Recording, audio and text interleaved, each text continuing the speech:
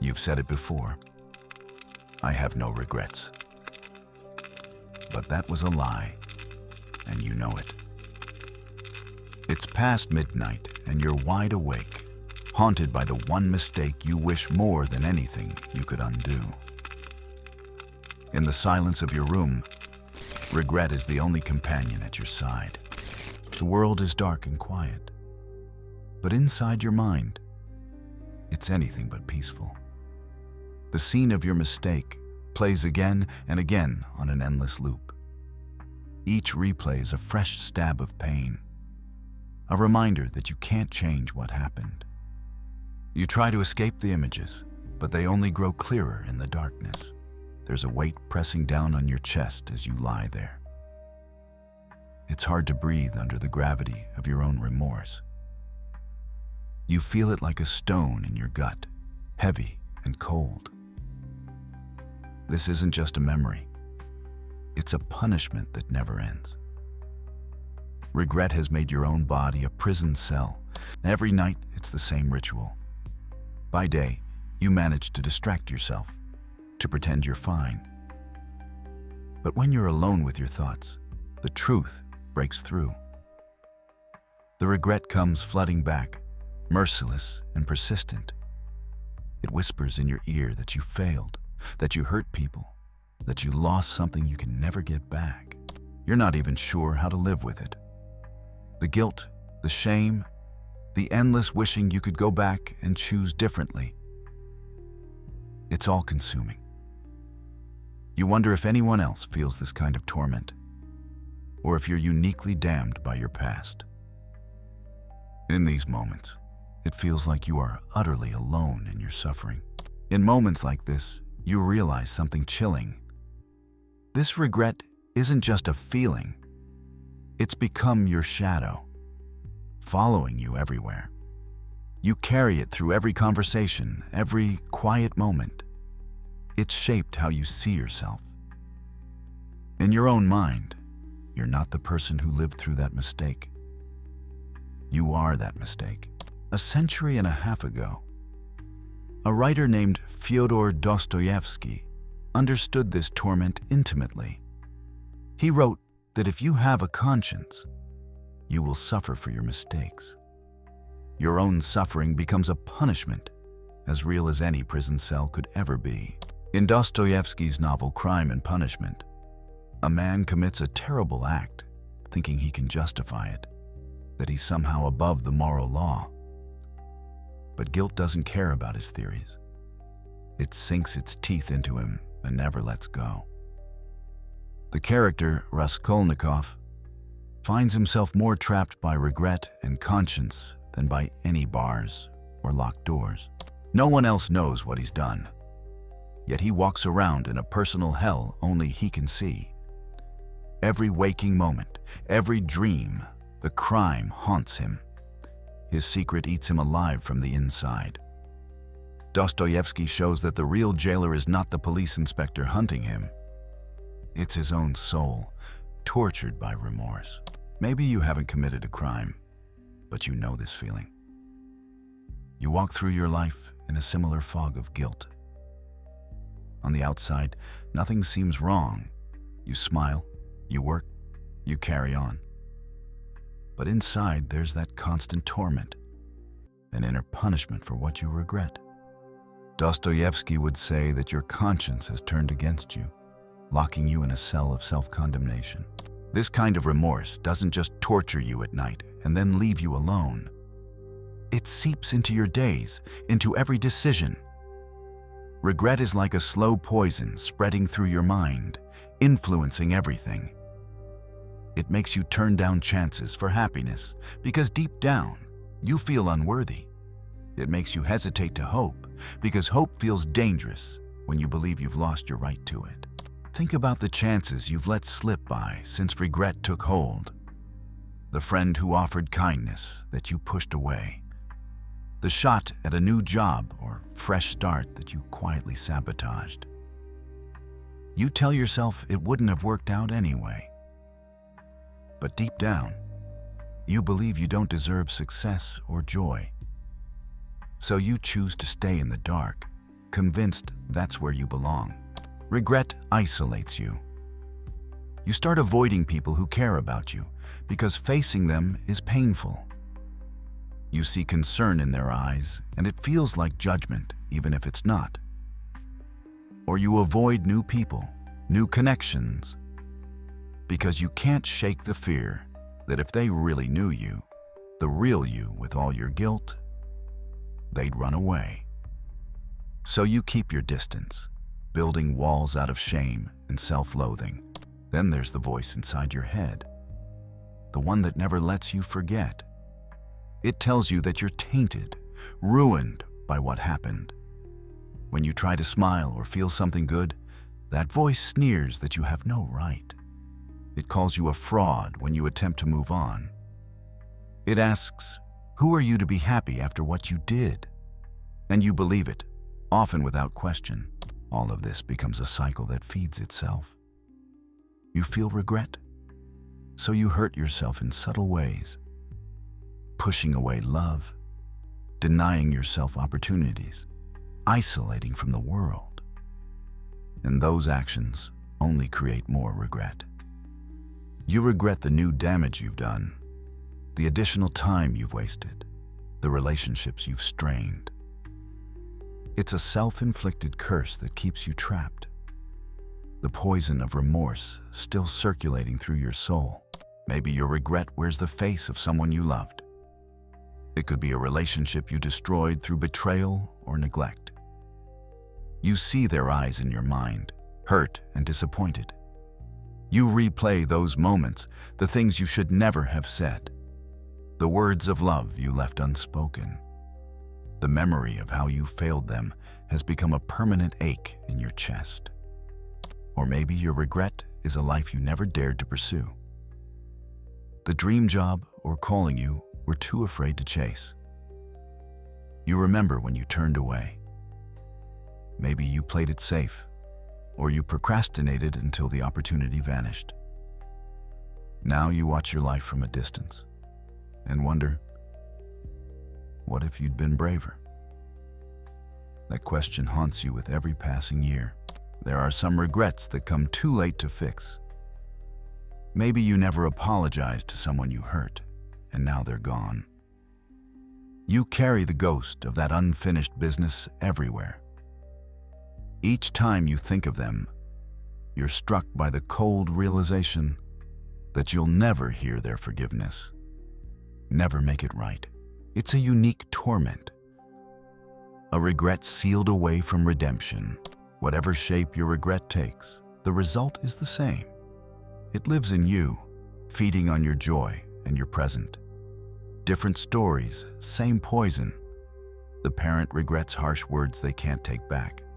The lover regrets trust betrayed. In the end, regret is a universal burden. And right now, it's weighing on your soul. You've lived with this pain so long it's almost comfortable. But how much longer can a soul bear this weight? Deep down, you know something has to give. Either the regret breaks you, or you find a way to break through it. Ultimately, you have two choices. Let it destroy you, or confront it head on. Perhaps you've tried to escape it. You might have thrown yourself into work or distractions. Maybe you've even tried to drown it in alcohol or numb it with other vices. But you learn the hard way that you can't outpace regret. No matter where you run, it follows. You can't drink enough to kill it. It always survives, resurfacing the moment the distractions fade. This is where atonement comes in, a word heavy with religious echoes. But here it means trying to make things right as they can be. For some, that means seeking forgiveness from those you hurt. For others, it means owning your misdeeds and accepting the consequences. Dostoevsky's haunted hero chose confession over silent torture. He accepted punishment in the world because it was the only way to begin healing the punishment in his soul. Think about what atonement might mean for you. It could mean making that call or writing that letter to say, "I'm sorry. I was wrong. No excuses, no defenses, just an honest confession. Maybe it's standing before the person you hurt, meeting the pain in their eyes and accepting whatever anger or silence comes. It's not about earning forgiveness. You might never get that. It's about telling the truth, because living a lie has become unbearable. If the person you wronged most is you, then you must face that as well. It means looking in the mirror and finally telling yourself the truth you've avoided. Admitting that you failed, that you hurt yourself. It means finding the courage to forgive the person in the mirror for being human and flawed. You have to accept that you deserve compassion too. The same compassion you'd offer anyone else, even if part of you refuses to believe it. At some point, you've had enough. Enough nights chained to the past, enough living like a ghost. Heart pounding, you choose to act. Every instinct urges you to stay silent, to stay safe in your familiar suffering. But you take a deep breath and step forward toward whatever redemption might be possible. Maybe it's a phone call, a knock on a door, or even a letter left at a grave. However it happens, you find yourself at the edge of your fear. The words you need to say taste like metal in your mouth. Your throat tightens. You almost turn back, but you don't. You speak. "I need to tell you the truth," you begin, voice shaking. Then everything pours out. Every regret, every apology, every admission you've bottled up. Maybe you're looking someone in the eye, or maybe you're alone, speaking to a gravestone or a mirror. The words come out raw and halting, but real. As the truth spills out, you feel exposed. It hurts, in some ways more than the regret did, because now there's no denial to hide behind. You brace yourself for whatever comes, anger, tears, or silence. Maybe they accept your apology, maybe not. It's out of your hands now. All you control is your honesty. When it's over, you feel like you've survived a storm. You're exhausted, maybe relieved, and strangely sad. You meant every word, and now those words hang in the air, irreversible. Whatever happens next, at least the secret is out. You did what you feared to do. You faced the truth and you survived. In the quiet aftermath, the weight on your chest feels a little lighter. You might even cry yourself to sleep that night. But it's a deeper sleep than before, unbroken by the usual nightmares of what-ifs. For once, you've exhausted your regret by facing it, and it finally lets you rest, even if only briefly. Dawn arrives. You wake and remember what you did. Your heart still feels heavy, and a new worry stirs about what comes next. But that endless dread is gone, replaced by a quieter ache. The soreness of a wound that has finally been cleaned. Your regret is still there, but it has changed. It's no longer a shapeless terror hanging over every moment. Now it's more like a scar, tender but not bleeding. It reminds you of what you did and what it taught you. It hurts, but it's a pain you can live with. You find you can look others in the eye a bit more today. The secret shame that once bowed your head has lost power. You even meet your own gaze with less contempt. You're not proud of what you did. You never will be. But you're proud you faced it.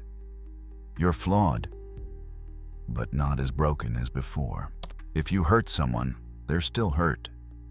They may not forgive you, ever. You'll have to live with that and try to mend what can be mended. Consequences don't vanish, but now you're dealing with real outcomes in the world instead of phantoms in your mind.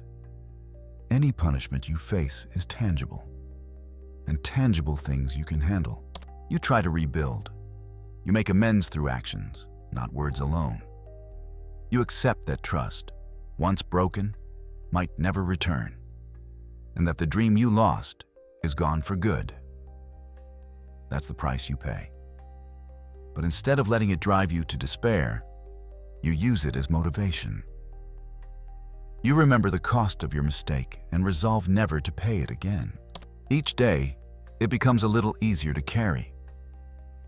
Some days the guilt flares up again, when a memory resurfaces or when you see the person you hurt. But now you know what to do. You don't shove it down, you face it. Maybe you apologize again, or simply acknowledge the pain and promise to do better.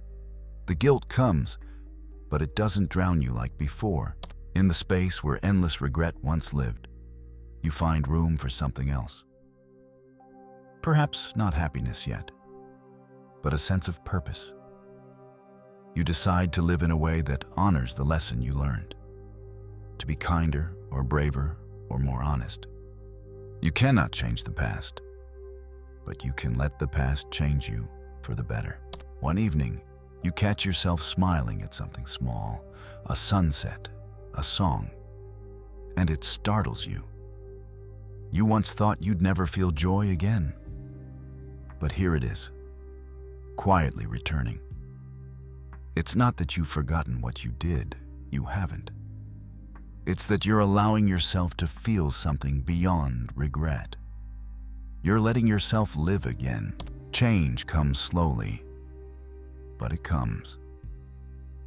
One day you realize that your regret is just a part of your story now, not the whole.